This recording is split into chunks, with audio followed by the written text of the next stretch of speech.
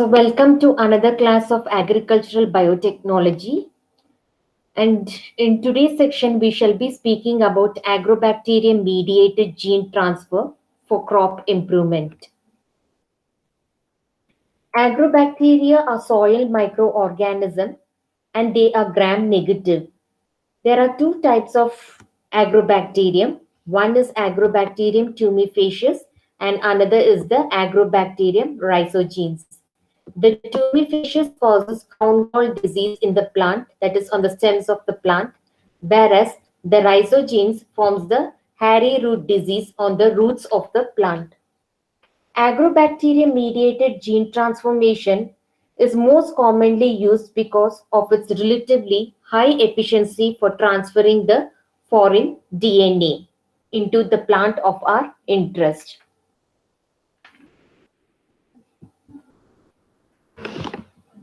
If you look into this picture, you can see that when the plant is under stress, that is, if the plant stem is wounded, it releases a phenolic compound known as acetosyringone. The Agrobacterium tumefacius, which is a soil microorganism, it senses the signal and attacks the wounded plant. This agrobacterium has number of genes which are called as vir genes or the virulence causing genes, and one such type vir gene is the vir A. The vir A genes of the bacteria senses the signals. The vir A is a kinase, that is, whenever the word kinase comes, you have to remember about the phosphorylation. So vir A is a kinase and it is present on the inner membrane of the bacteria. So if a bacteria is there, this vir A will be present on the inner membrane of the bacteria and it gets phosphorylated. Why it gets phosphorylated? Because it has a kinase enzyme present. And this vir A, after it is phosphorylated, it activates another gene known as the vir gene. This vir gene can be active only when it is phosphorylated. If it is non-phosphorylated, it will not be active. In the other word, what I mean to tell is this vir gene, once it is activated, it can activate all other genes which are present in the agrobacterium in a cascade manner. One after the other, they get activated. So this is how the soil bacteria enters into the plant. Now, what did we tell? We told about the Agrobacterium tumefacius. It causes a disease known as crown gall disease. So, we are interested only in Agrobacterium tumefacius and not the rhizogenes. So, here what happens is, if you look into the diagram, there is what is called as tDNA. This is the plasmid of your agrobacterium. See, if this is the agrobacterium, if this is the organism, this organism will have its own chromosome. Apart from its chromosome, it will be having even the plasmid. And we are interested in the plasmid of this bacteria. So this is the plasmid. It is called as TI plasmid, that is tumor inducing plasmid. In the tumor inducing plasmid, there is another portion of called as the tDNA, or it is also called as the transfer DNA. So this tDNA of the agrobacterium gets integrated into the plant cell DNA. So we also know that the plants also have the DNA. So through the wound, they have entered, and now the transfer DNA of the TI plasmid, it gets integrated into the plant nuclear DNA, and then it begins to transcribe its own DNA. Okay, so what happens is, you all know that the plants have growth regulators. And what are the growth regulators of the plant or growth hormones of the plant? That is auxin and cytokinin. So auxin and cytokinin are naturally present in the plant because they are the growth hormones of the plant. So you can see here, even your agrobacterium tDNA also, it has auxin and cytokinin. So when it gets integrated into the plant nuclear DNA, now what happens is this DNA starts to transcribe itself. So the auxin and the cytokinin are overexpressed because already the plants also have, so also the bacterium is also having. So once this auxin and cytokinin are overexpressed, they start to produce more in number. That is, they are overproduced, resulting in the crown gall disease. This is how that crown gall disease or the tumor is formed. So suppose say this is the plant and if this is the wound, or let us go back to the picture here. See here, what happens is the agrobacterium DNA gets integrated into your plant, right? And even this has what? It has cytokine and auxin. So also your plant is also having cytokinin and auxin. Once this DNA enters into the plant, it gets integrated into the plant's DNA. And then what it does is the plant transcribes this DNA also, that is the agrobacterium DNA.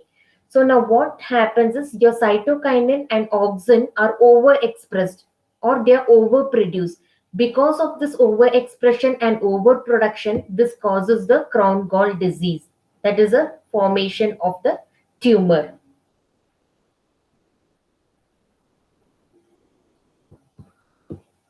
So actually this Ti plasmid is double stranded, but only one strand enters into the plant. Okay, one strand of the tDNA enters into the plant through a transport channel. I shall show this picture. Here it is. If this is a plant, okay, this is a plant.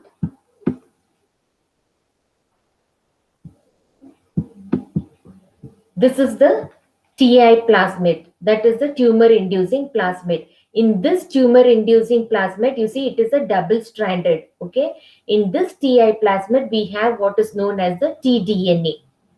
Even this tDNA is double stranded, but whenever it enters into the plant, only a single stranded tDNA enters. So how it enters? It enters through the transport channel. This transport channel is created in the agrobacterium. So one strand of the tDNA enters the transport channels and enters the cytosol of the plant and reaches the nucleus.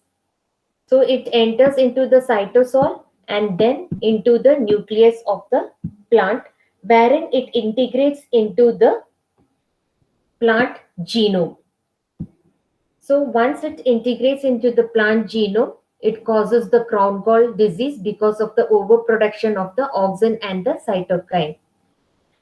So this phenomena is made use of by the scientists to integrate their gene of interest into the plant. So now the scientists know that because of the auxin and cytokinin, which is present in the tDNA of the plasmid, it is causing the crown gall disease. So they made use of this. They took advantages of this tDNA. They thought that let us introduce our gene of interest in the place of auxin and cytokine, and then we can infect another plant. What I mean to tell is, if there is two plant A and B, okay, if I want to transfer the gene of A into B, how will I transfer? Through the agrobacterium.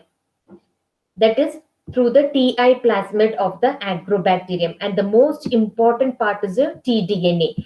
What they will do is they will remove the auxin and cytokinin region of the tDNA, and in that region they will introduce our gene of interest.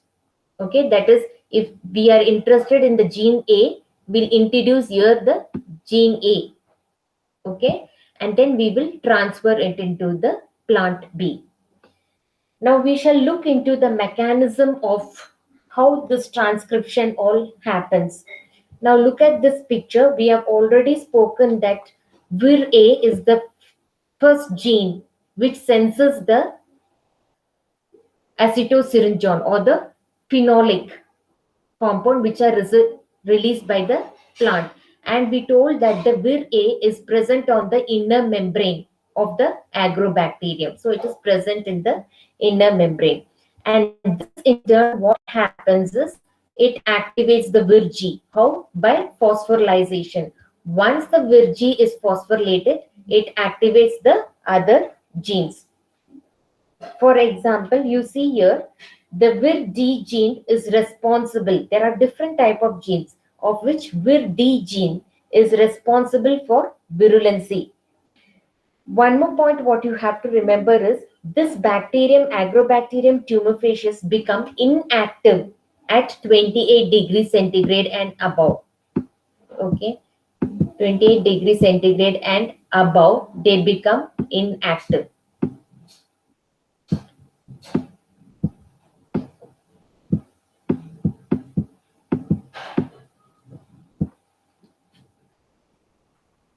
So hopefully you understood this. VIR-G has got phosphorylated and it activates all other G, and VIR-D is responsible for virulency, that is to cause the disease. Okay. So we shall see this picture, or you can, this will be more easy. Okay. It has a tumor inducing region which bears, this is the tumor inducing region which bears the tDNA, which is transferred DNA. This tDNA means T stands for transfer DNA, and it has 25 kilo base pair right border and left border. Please see this picture. Okay, this is the TI plasmid. TI means tumor inducing. This has tDNA. tDNA means transfer DNA, and this is 24 kilo base pair. And this tDNA or the transfer DNA, it is flanked by two regions known as left border and the right border. These are involved in the transfer and integration of the tDNA. Absence of this right border will terminate the tDNA transfer. That is, if these borders are not there, okay, then this tDNA will become inactive. That is, there will not be any integration. So these are very important. So this entire region is what is entering into the plant, and what is not required is the auxin and cytokinin. This has nothing function except to multiply. Okay. So what did I tell is, the scientists, what they do is they remove this auxin and they remove the cytokinin, which is known as oncogenes. Oncogenes means tumor causing genes. But your left border and right border should and must be present. Only then your tDNA will be active. So this TI plasmid are classified based on the different types of opine. See here, you have a region known as the opines. So what is the function of these opines means? Opines are used by the bacteria as a source of nitrogen, carbon, and energy. So these opines are important, very important for the bacteria, because it serves as a source for nitrogen, carbon, and energy for the bacteria. And they are formed by the condensation of certain products such as the amino acid and keto acid, or amino acid and sugar. So remember, opine are present in the tDNA region, and they are important for the bacteria as they provide the bacteria with nitrogen, carbon, and energy sources. These opines are formed by the condensation product of amino acid or keto acid, amino acid or keto acid, or amino acid and sugar. So there are different types of opine, like such as the octopine, nopaline, and agropine. You have written. Okay, agropine also is present. So your plasmid can be classified based on the opines. What type of opines they are carrying? Either they are carrying octopine or nopaline, or they are carrying agropine. So their only function is to provide the nitrogen, carbon, and energy sources to the plant. So already we have spoken about the auxin and cytokinin. They are nothing but what they are the they regulate, or they are the hormones which when they integrate it into the plant, they just overproduce. And this is the reason which is causing the crown gall disease. Okay. So if you see this region, okay, it is called as a virulency region. So what is the function of this virulency genes is it helps in the transfer of the tDNA. So the virulency gene which is present on the Ti plasmid, it helps in the transfer of the tDNA. That is, it helps only the tDNA to enter into the plant. It itself will not enter into the plant. Okay, this will not enter into the plant. It will just help your tDNA to enter into the plant. And then you have that this ORI. Okay, that is known as origin of replication. Since this is a plasmid, I told your agrobacteria will be having its own chromosome, and it is also having the plasmid. The what is one of the important properties of the plasmid is they can replicate by themselves. Okay, so this is the origin of replication. Since it is in plasmid, it can replicate by itself. So I told you that once the Vir G gene is activated, this Vir gene activates all other genes. So one strand of the tDNA enters. Okay, I shall show you here. As I showed you here, only one strand of your tDNA enters the transport channels, enters the cytoplasm of the plant, and then it integrates into the plant's nucleus. So I told you this is the phenomena which is used by a plant scientist to integrate the gene of interest.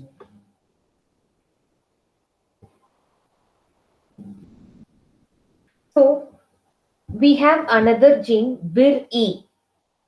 Now what is the function of this VIR-E is it is responsible for the transfer of single-stranded DNA. It is a single-stranded binding protein that protects the bacterial DNA from the nuclease enzyme.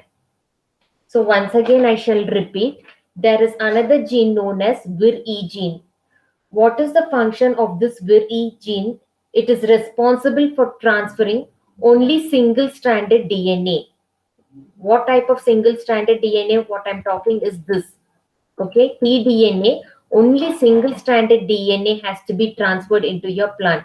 And what helps that is, it is the VIR-E. It is a single-stranded binding protein. So it binds only to the single-stranded part of the DNA and it transfers it into the plant. And it has also another function, that is it sees to that the nuclease enzyme, okay, the nuclease enzyme which are present in the plant do not degrade the tDNA. Hopefully you understood. So what happens is whenever your tDNA enters into the plant genome, the plant have their own different mechanism. They release what nucleases. So what is the function of the nucleases? Is they degrade the foreign DNAs. So this tDNA should not be degraded. And who is helping them not to be degraded is the VIR-E. So we have another genes like VIR-D1, VIR-D2.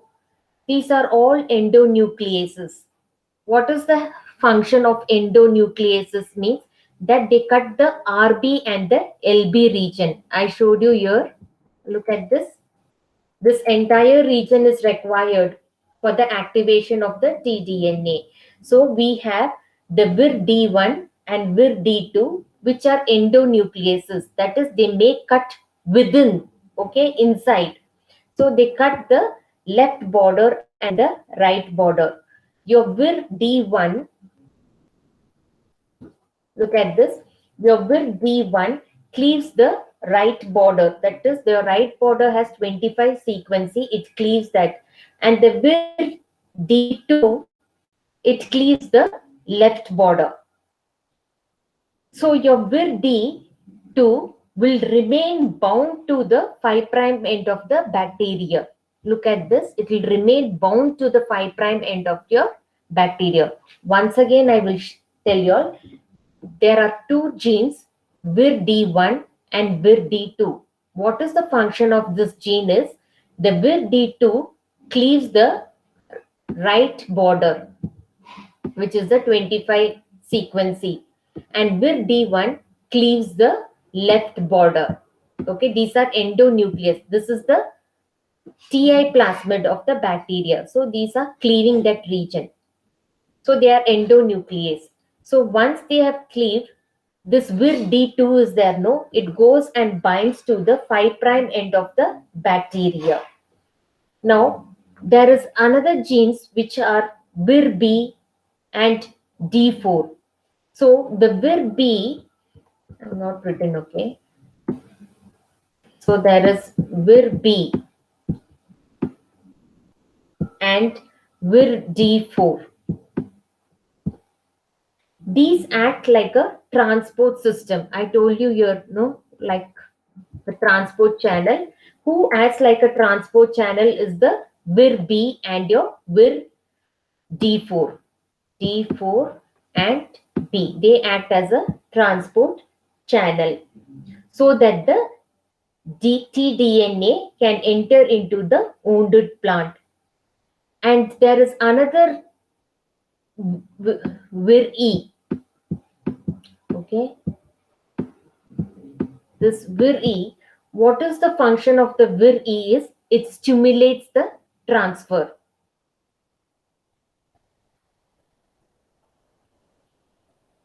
So hopefully you understood.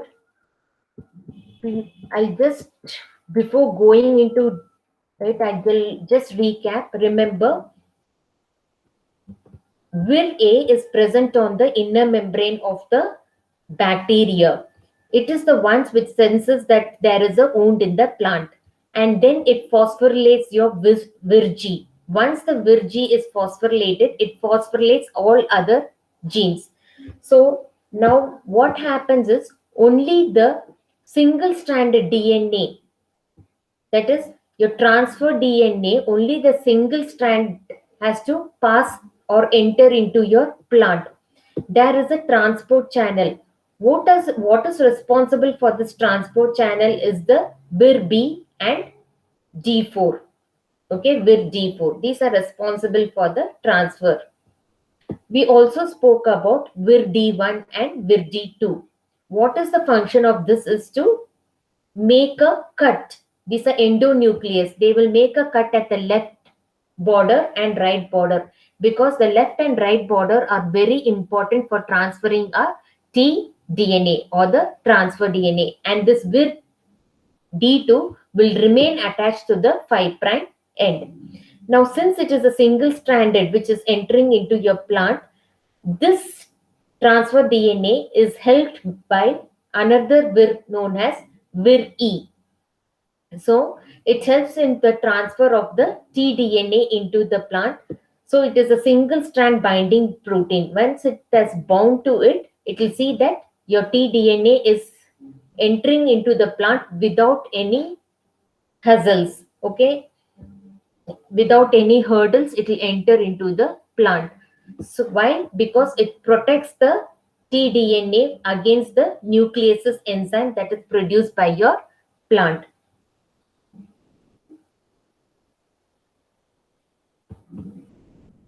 So I spoke also about another gene known as VIR-E. What is the function of the VIR-E is to stimulate the transfer. So now coming to the actual process. So these are all genes involved. Okay. Look at this. There are many genes involved.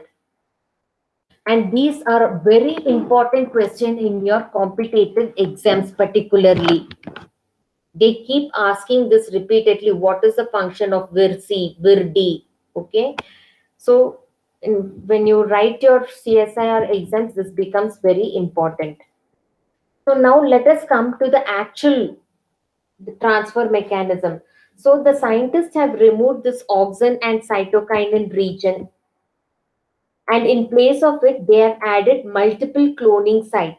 So what is the function of this multiple cloning site is this? It is a restriction endonuclease. Restriction endonuclease means it can cleave the tDNA. In between, they can cleave. So this multiple cloning site, which is an endonuclease, restriction endonuclease, it will cleave the auxin and the cytokines. So once this is cleaved, we can insert our gene of interest in this place. Look at this. So these are the following steps how our gene of interest can be inserted into the vector. Who's your vector? Agrobacterium tumefacius. It is acting as a vehicle between two plants. Okay, as I told you, plant A and plant B. So what are the steps involved means isolation of the gene of interest from the source organism. Okay, maybe my source organism is a plant. Okay, then development of functional transgenic construct. Okay, you should do a construction. What that construction should consist of is it should consist of your gene of interest, that is this. It should consist of a promoter. What is the function of the promoter is for the expression of this gene of interest, and it should contain even the marker gene. What is the function of the marker gene? It's acting like a tracking agent. Okay, it tracks whether your gene of interest has entered into your plant of your host plant. So my host plant is B. Okay, and also they sometimes they include even what is known as codon modification. Okay, codon modification also. Okay, so what is the function of this codon modification is if needed it increases the protein production. Okay, the function of this codon is to increase the protein production. So these three are very important: your gene of interest, the promoters, and the marker genes. So the scientists construct this gene in the laboratory, taking the gene of interest from your A plant. After they have constructed it, they insert this gene into the TI plasmid. Okay, so I have constructed my gene of interest. Then what should I do it? I should transfer the gene of interest into the TI plasmid. What is TI plasmid? Is a tumor inducing plasmid. This entire is a tumor inducing plasmid. The introduction of tDNA containing the plasmid into the bacterium. So now what did I do? Where did I do the modification? All this modification I have done it in the tDNA. Why tDNA? Because this tDNA is the region which is carrying your auxin and cytokine. I have removed the auxin and cytokine. In that region, I have added my gene of interest, my promoters, my marker genes, and even codons. Okay. So this is my construct. So now what I'm going to do is once I insert it into my TI plasmid, I'm going to insert the entire TI plasmid containing the modified tDNA into the agrobacterium. Next, what will I do is the mixture of the transformed agrobacterium with the plant cell allowed the transfer of tDNA into the plant chromosome. So now what I'm going to do is the plant cell is there. Okay, suppose say this is the plant cell. and plus my modified agrobacterium is there. Okay. So what will happen if I make a small wound in this plant? Okay, your agrobacterium can enter into this plant now. Now this is a modified agrobacterium. So it is a mixture of agrobacterium and your plant, and because of this wound, it can easily enter into your plant of interest, that is the bee plant. Okay, so the gene of A is now getting transferred into B. So regeneration of your transformed cell into genetically modified plant. So what will I do is I will allow this plant to grow. So what type of plant is this? This is a transformed plant. It is carrying a foreign gene into it. So once it is being formed, this genetically modified plants, then testing for trait performance. Okay, whether it is carrying the trait, we will test that trait or the transgene expression. Okay, we are going to test this in the lab and then bring it to greenhouse. And when it is successful in the greenhouse, then we will bring it to the field level. You can see this picture. The same thing what I explained, it is depicted in the picture form. Look at this. This is your Agrobacterium tumefacius. This is the tumor-inducing plasmid, and this is the tDNA region, and this is the restriction site. That is, I can make use of the endonuclease. Okay, multiple cloning endonuclease restriction enzyme. I can cleave this region, only remove the auxin and cytokine part. Okay, because that left border and right border should be, otherwise that tDNA will not work, it will get terminated. Then insertion of the gene into the plasmid using restriction enzyme and DNA ligase. So what will I do is, see, DNA containing the gene of decided trait. So this is my gene of interest. So this gene of interest I will be inserting into this region with the help of the restriction enzyme. And by using the ligase enzyme, you know that ligase are used for sealing. Okay. So that region will be sealed off. Now what did I get? I got recombinant TI plasmid because it is carrying my gene of interest. Next, introduction into the plant cell in the culture. So this is my plant cell. So I have to introduce this into the plant. The tDNA carrying the new gene within the plant chromosome. See this one. Okay. So regeneration of the plant. The last step what we told. To see that, to test that whether this plant is carrying the gene of interest, and if it is carrying a gene of interest, we can commercialize that plant. This is about that, how agrobacterium is bringing about the improvement in the crop. The next class we shall study more about the agrobacterium tumefacius.